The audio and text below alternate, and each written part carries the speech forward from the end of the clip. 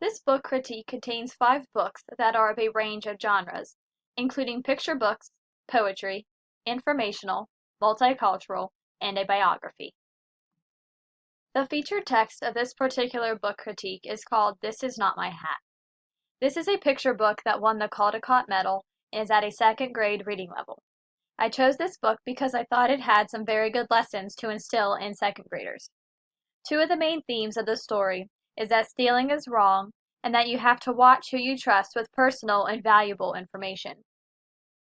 The book is about a small fish who decides to steal the hat from another larger fish.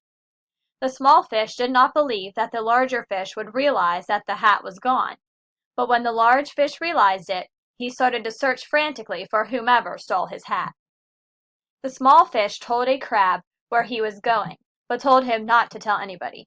The crab told the large fish that the small fish went into the tall, overgrown area in the water to hide with his hat. The large fish finally found the small fish and took his hat back. I chose to do a science and language arts lesson with this particular story. In the language arts lesson, the students will participate in a read aloud. Once the story is over, the teacher will ask the students to discuss the story, and she will begin to describe the main themes of the text.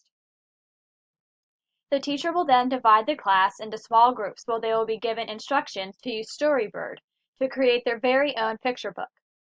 The students are to discuss with the teacher the topic and theme of their story before they begin. Once this is approved, the students will select images to go with their text that they are writing. I created my own Storybird as an artifact to model to my students the activity that they will be participating in. Once they have finished writing their stories, the stories will be displayed at the school open house. The story I created is called Billy's Lesson of the Day. The story also has a theme about stealing and also about family. There once was a hedgehog named Billy. Billy loved his family very much. One day Billy took his mom's purse and stole some of her money. He did not think she would catch him. On his way to the candy store, Billy met an owl who told him he was very lucky to have such a wonderful family.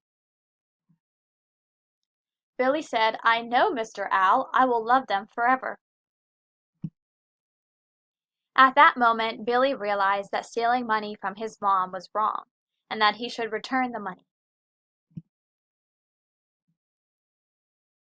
Billy returned home and found his mother waiting for him. She knew he had taken her money.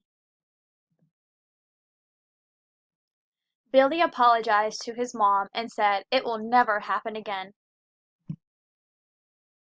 Billy realized that day that he did really have a fantastic family, and was very lucky to have them.